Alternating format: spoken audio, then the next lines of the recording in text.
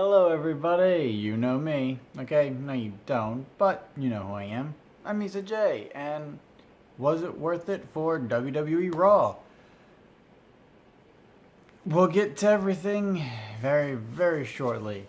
Alright, so the show opens up with a Memorial Day vignette talking about all the men and women who have served and died for our country. And yes, it was worth it every time WWE does something like this to honor our troops or to honor um, anybody, really. They always pull out the best quality. So, yes, that was definitely worth it. And then the show starts proper with Braun Strowman coming down to the ring to do a promo. And he did a really good job with it. He was basically saying his intentions at Money in the Bank, which is climb the ladder, grab the briefcase. Basically everyone's intentions. But he had really good delivery. Finn Balor comes out and he's all, hey man, I don't like the way you were acting last week, but I put up a fight and there's going to be 6 other guys. I don't know if you've got this, man. But yeah, Braun was like, hey, you put up a good fight for a little man. Slapped to Braun Strowman's face. Then Finn got tossed. Kurt Angle comes out and does the most ridiculous bits of dialogue ever, but let's move past that. And then yeah, he creates a match right then and there: Finn Balor versus Braun Strowman. Overall, this opening segment with the promos and Finn Balor just standing up to Braun Strowman was really good. It was actually really entertaining. I actually completely dug it. So yeah, this was definitely worth it. So far too worth it. And then the match itself, Braun Strowman versus Braun Strowman versus Finn Balor was really good too. They were telling the good story between the monster versus the David and Goliath, basically. Kevin Owens was on commentary, and a couple times he tried to rile up each man, saying, "Hey Braun, why is it taking so long for you to destroy this guy? He's so much smaller than you. Hey, he humiliated you. He tried to be ridiculous. He treated you like a child. You should go at him, Finn." So that was great from Kevin Owens' side. And yeah, it was a really good match. The end comes when after a few double stomps and a coup de grace, Finn Balor is going up for a second coup de grace to make sure he could put away Braun Strowman. Then Kevin Owens comes from the announce table and knocks out from the top turnbuckle Finn. He grabs the ladder, attacks him. So Finn Balor technically wins via DQ. So Kevin Owens goes into the ring. He's about to attack Braun Strowman, but that doesn't help. So he starts running away. And then one of the most coolest throws of a ladder I never knew I wanted to see. Braun Strowman takes it and launches it to the ramp, almost hitting Kevin Owens. That was awesome. So yeah, this match was worth it. A lot of people were upset with the finish, but I knew that had to happen, basically. And I was completely fine with it. I thought the 2 men in the ring did a great job. Kevin Owens did a great job on commentary. So, yeah, it was a lot of fun. It was a lot of fun. Yeah, so far the show is feeling so much better than last week. Oh man, I hope this continues. So then after commercial break, we see Kevin Owens just trying to leave. He's backstage. He's trying to get a car. He's trying to go. He doesn't want any part of any of this. I love the part where Kurt Angle comes up and is like, hey, where are you going? He's like, what? There's a parade. There's fireworks. I want to go. It's Memorial Day. I want to go over there. You're Canadian. That was pretty funny. These guys did such a great job delivering their lines here. Yeah, and yeah, I thought it was really funny, really great. Turns out that there's going to be a match between Kevin Owens and Bobby Roode, so that's going to be fun. And overall, this was another nice segment. Yes, it was worth it. Alrighty, this is pretty good. And then Elias gets right onto the stage, on in the ring, and he doesn't even get to sing because he's like, "Hey, I have this really good song, but I need you to make sure the lights are tighter on me because I don't want to see this crowd. They're nasty." That was great. But it's like, hey, I don't want to hear them, so I need to hear more of me. So turn up my mic. That was great. It's like, hey, if you guys don't stop talking, I'm not gonna sing. Cheers. If you keep booing me, I'm gonna leave. Cheers. Oh, great stuff. Great stuff. Elias is so good at just basically eating, not eating, but he's good at what's the phrase? He's good at controlling. He's good at controlling a crowd. So yes, this was worth it 100%. It was very entertaining. Probably the most entertaining non-match segment that they did, in my opinion. But yeah, it was fun. It was fun. Yes, it was worth it. And then, so after a commercial break, Elias is still in the ring, and he's still being Elias. Seth Rollins, his music hits before Elias can actually get to his song. He takes the stool, he throws it, and they have this stare down, and an actual feud for the title between Elias and Seth Rollins. That's going to be awesome. I am super excited about that. So Elias leaves. Jinder Mahal comes out. So we have Jinder Mahal versus Seth Rollins for the Intercontinental Championship. And this was probably my favorite Jinder Mahal match I've seen. I didn't really get to watch a lot of Jinder versus AJ. And I know AJ can pull anybody to a great match.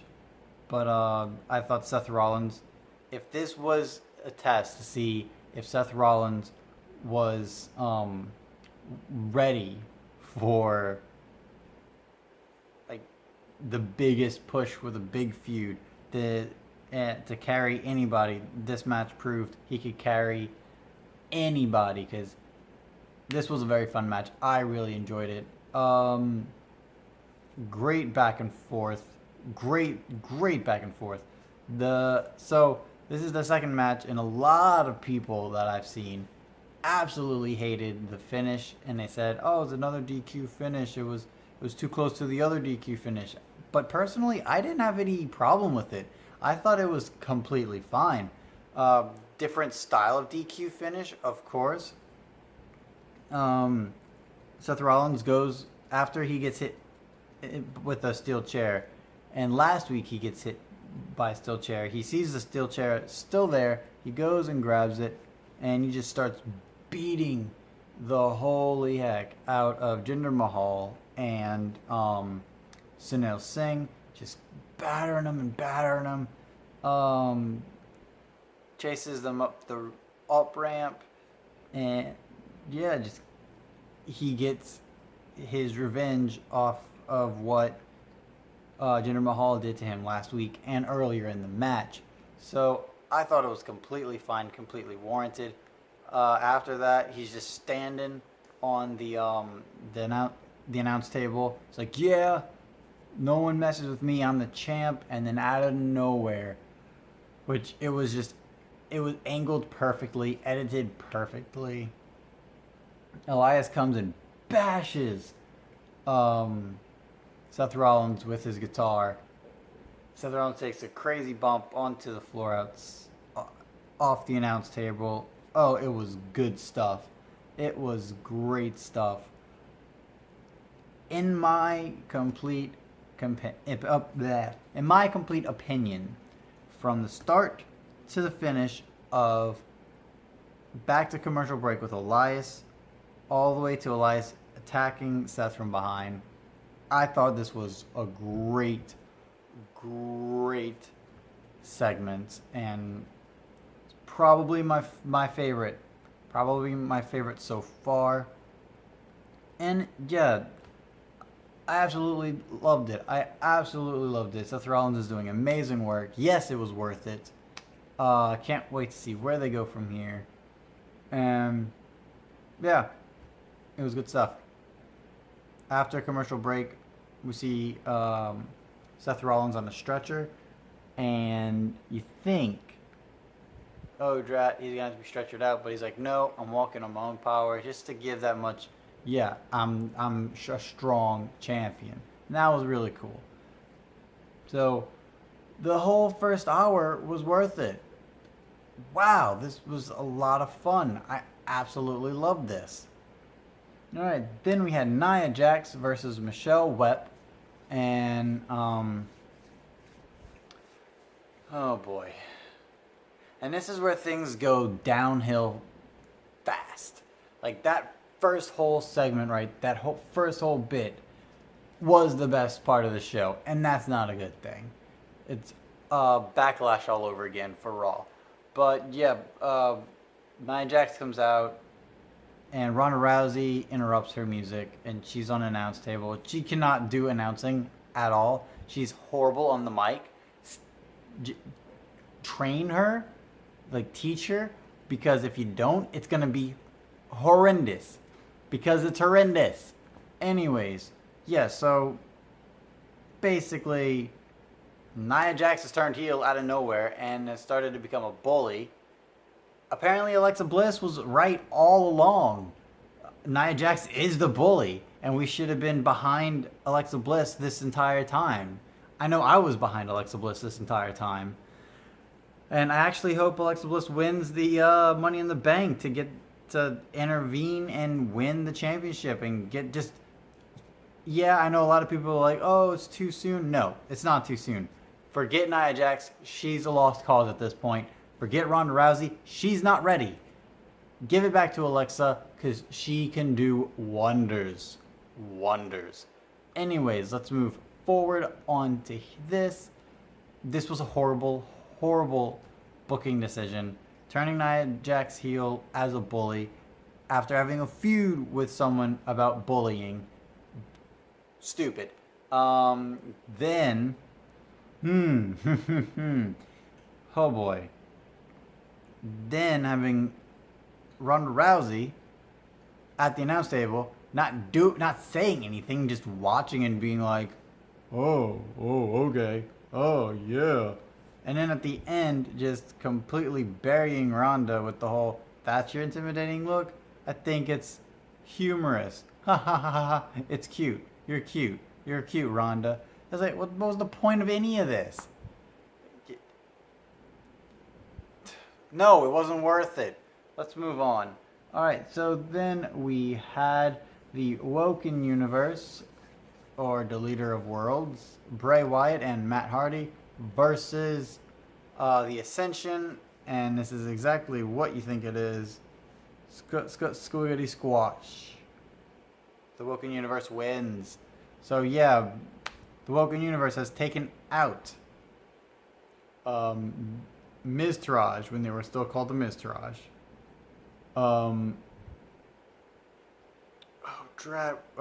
Titus Worldwide, the Ascension, and the Revival.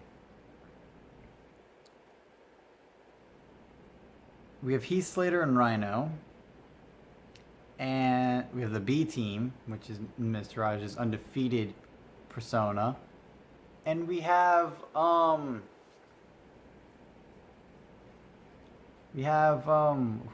what the heck are they called? The Authors of Pain and Breezango. 4 teams already lost, 4 teams left. We don't have anything going. What the heck is this? This is horrible. They're not treating the Woken Universe correctly, and like all this amazingness that they started has just got flushed down the toilet again. Thanks, WWE. We really appreciate it. No, it wasn't worth it. It was a pointless match. It wasn't even for the titles. It was absolutely nothing. I don't know what they're doing. They need a feud, like a proper feud. The Woken Universe does, because very soon people are just gonna stop caring. All right, let's move on. Then we had the B team backstage, and at least this was very funny. This was really fun. They were trying to get Kurt Angle to get them a title match, but that did not happen. And it's like, no, you need to beat all these other teams. And it's like, oh, we need to convince all these other teams just to let us have it. It's like, no, that's not what I'm saying. Are you thinking what I'm thinking? No. I kind of checked out after that idiot Kurt Angle said we couldn't get the title match. It's like, I'm right here, you guys. From start to finish, this was a lot of fun. Very funny. Yes, it was worth it. And this is where I was like, okay, 2 bad segments, that's fine. It'll happen in a 3-hour show. At least now we can move forward.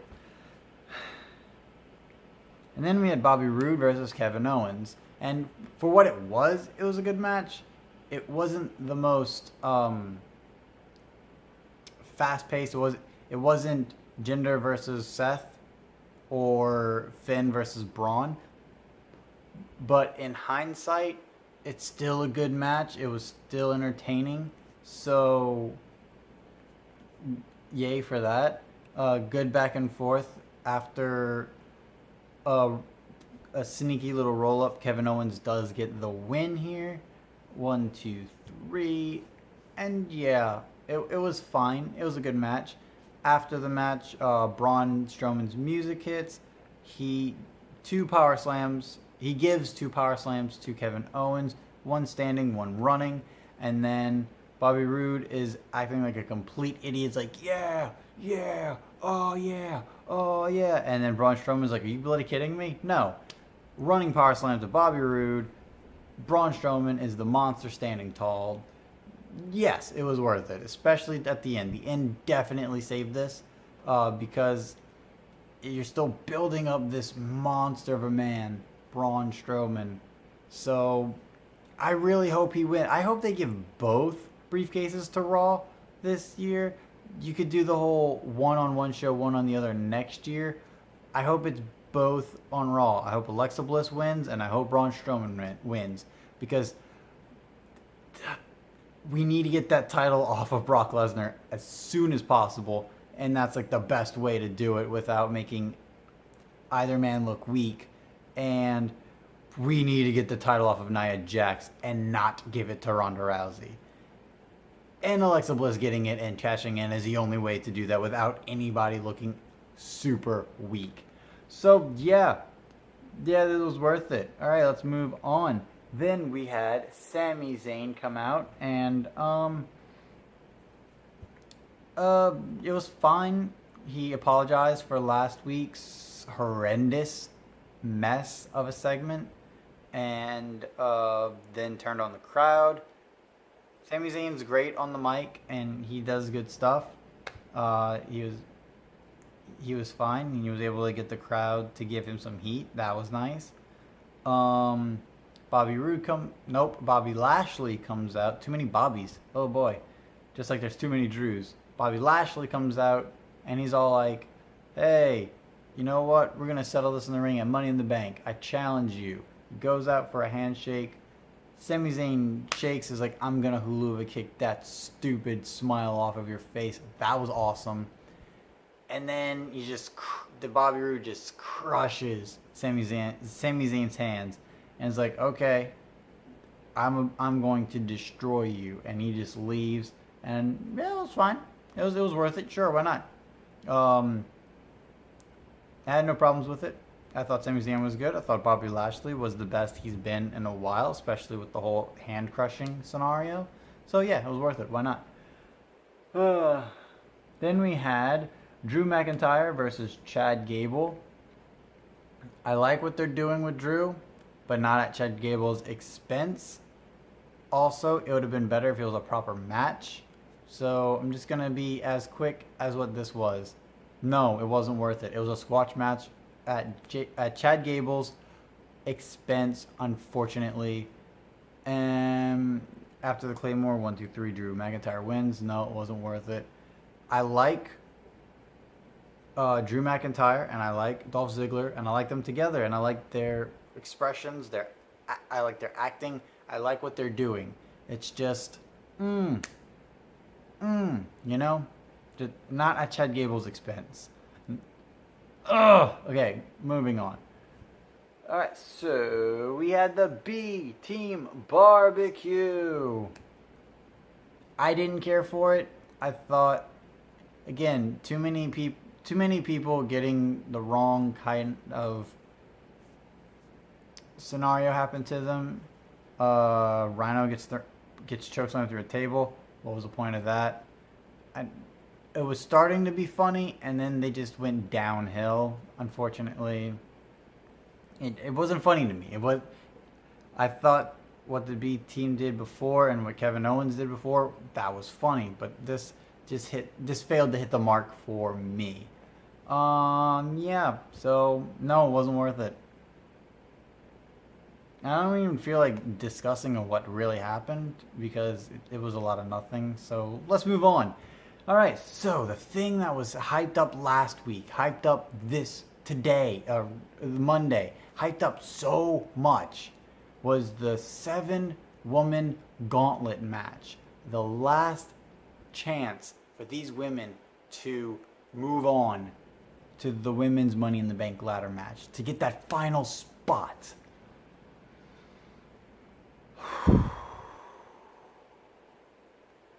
Okay, yes, I understand the men can do things that the women can't do when it comes to a lot. And we're going to go match by match like we did for the men's way back when in February. All right. Bailey. Throughout the show, they had these little selfie promos. None of them were worth it. They were not even worth mentioning in order because they sucked. I'm sorry. That's what I thought. So, Bailey is the first entrant because of course she is. Because apparently screw Bailey. Screw you, WWE, for screwing Bailey. She comes out. She's all like, hey guys, yeah, I'm gonna win.